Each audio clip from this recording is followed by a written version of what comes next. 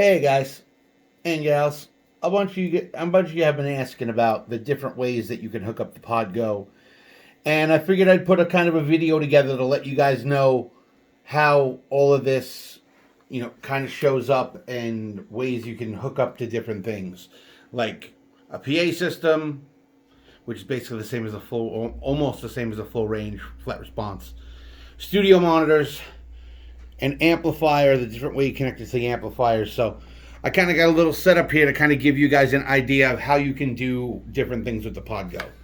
So as you can see, we got this pretty pink cable here that's coming from the main out on the back of the PodGo. I'll show you the different options as well as far as things like that go. So the first thing you should know is every one of these is a viable solution. Whichever one works best for you is the one you should use. There is no one's better than the other. As you're going to see, all of them sound different. It's whichever one you like better. This is also, you're going to be dealing with camera audio, because if I run direct and then record it direct, it's going to sound better than if I run it through the PA and don't record it direct. So you have to weigh your decisions based on camera audio. What do you think is going to sound better for you? So that's why this is kind of a really difficult tutorial to do, because it's really difficult to get a solid representation of what it actually sounds like unless you're standing in front of this stuff. But I'm going to do my best because you guys keep asking, so I'm going to try and show you. So here we go. So the first thing we're going to do the PA system. Now, what you would normally do is, in a live situation, the front of house is going to have a direct box for you to use. Okay? So what you're going to do is you'll plug your guitar into the direct box. Then that direct box will run an XLR to the PA. You can also use a 1/4 inch to XLR cable to do the same thing, but in most cases, you're going to run into somebody with a direct box. So here's the PodGo direct to the PA. So we're going to turn the cabinet impulse on, because running direct to front of house, you want to have the cabinet impulse on. I'll show you the difference. Also, let's give it some volume.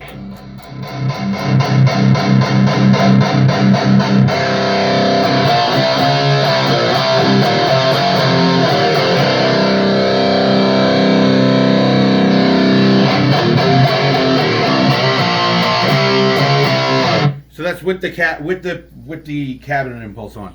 We're going to come down here, we're going to turn the impulse off, and it's going to get really disgusting.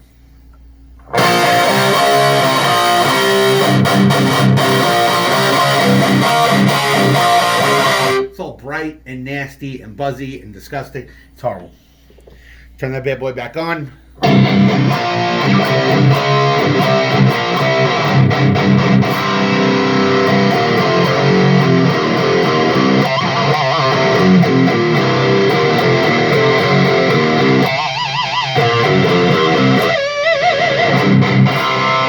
Getting my Zach Wild on.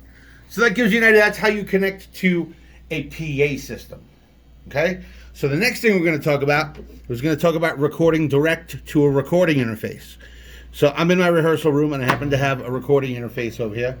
We're going to kill this thing for a minute because it's noisy and disgusting.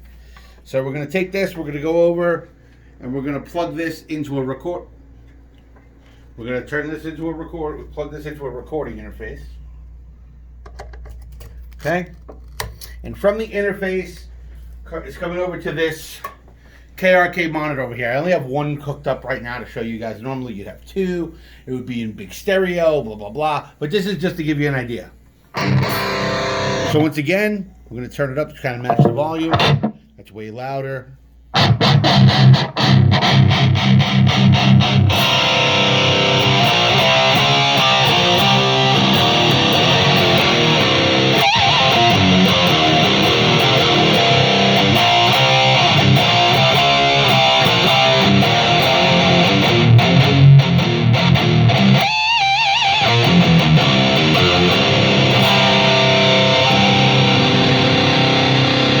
Little bit out of tune.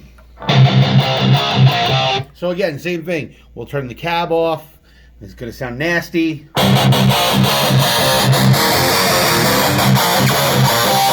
This is why you use cabinet impulses. Turn it back on.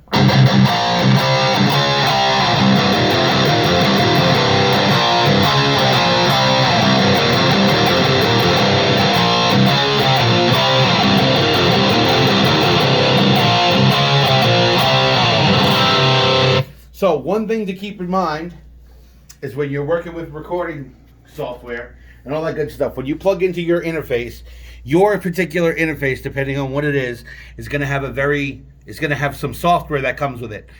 This software, you have to go in and unmute the inputs so that you can hear it through your monitors. So keep that in mind. Every set of interfaces is going to be different. This happens to be the one for the Focusrite Sapphires. So you would go in, you'd click on monitor output 1 and 2, and you want to make sure that right here, analog 1 is unmuted. So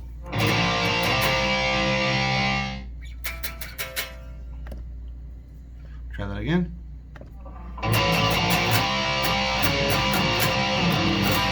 You also have to make sure that this playback 1 and 2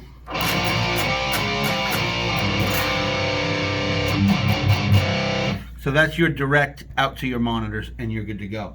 So that handles plug-in direct into an audio interface, either to record or play through a pair of studio monitors. You can also, if you wanted to with the PodGo, get a studio monitor and plug it directly into the studio monitor. Plug it into the input in the back.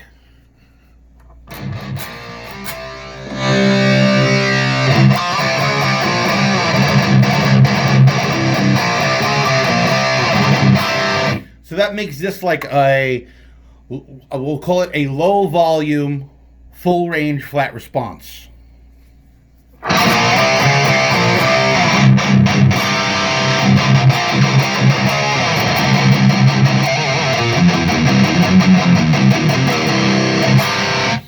So the next way you can run this is you can run it from your output to your actual amplifier. So there's two ways to go about doing this. You can go through the front of the amp, which in my opinion is the worst of the two because it doesn't sound as good.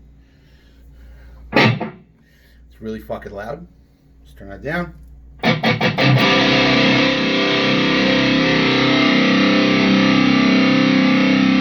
I'm gonna try to get it to somewhat sound the same. But the problem that we're having right now is the preamp of the PodGo, the preamp of the amplifier. The preamp of the amplifier is affecting the tone of the PodGo. So first thing we're going to do is going to go ahead and turn off the cabinet. Why are we turning off the cabinet in impulse response? Because the head is running into a cabinet. So you already have a cabinet. If you have a cabinet on, you're double cabineting, and it sounds weird. So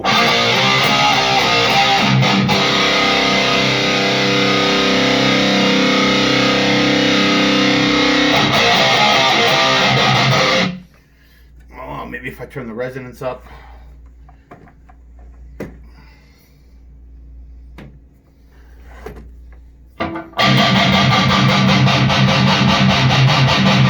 See, it's still scoopy mid-range nastiness.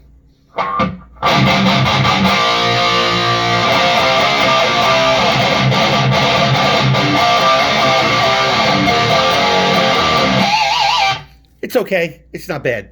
So that's running into the front. Now, we're going to do it the way I like it, because I think it sounds 100 times better, and it doesn't color the preamps of the PodGo. So what you do is you take your cable and you plug it into the effects return of your effects loop. Okay? So it'll say effects return, effects, the word effects, return, send or return, and that's where you plug it in. Now, what that's doing is that's bypassing the preamp completely, and you're just getting the power section of the head and running direct into that. So let's get that resonance set back to 50% where it's supposed to be. And then, again, cabinet off on the PodGo.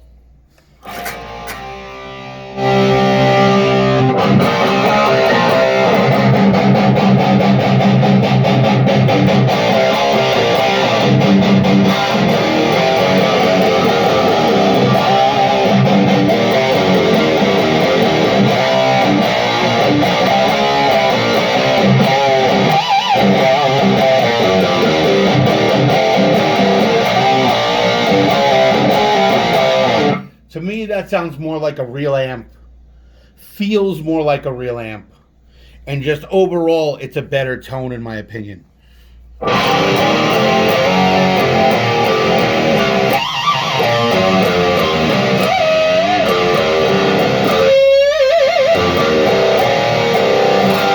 then if you mic that up and run it through a PA, it's going to sound more like it would be a normal amplifier. So that's a bunch of ways that you can plug in your PodGo. I skipped 4-cable method because 4-cable method is a whole other thing. We're talking about using preamps in the PodGo to do all this stuff and not worrying about the whole 4-cable method thing, which in my opinion makes kind of the PodGo a waste. I've explained it a couple times that using the PodGo as an effects only unit is kind of silly because you're only getting 4 effects. And you're better off buying an M9 for $100 less and having more effects if you're just going to use it for effects. Sure, this has got the expression pedal, which is nice, but it's just not. I just don't think it's the way to go. I think honestly, your best bet is to run either direct to the power section of a tube amp. If you're not playing live and you're only recording at home, plug it into your recording interface. If you're not even recording at home, but you want a good, cheap option for full range flat response, a set is plugged direct into studio monitors. And if you're playing with your band in rehearsal and want to run direct, now you can do it right into the PA system. So, if you guys have any other questions or anything else, feel free to post them in the comments below. This was another long one. I wanted to try and make this a 2-minute tutorial, but it was impossible. But it is what it is. So, again, check out our PodGo group. See the link in the description.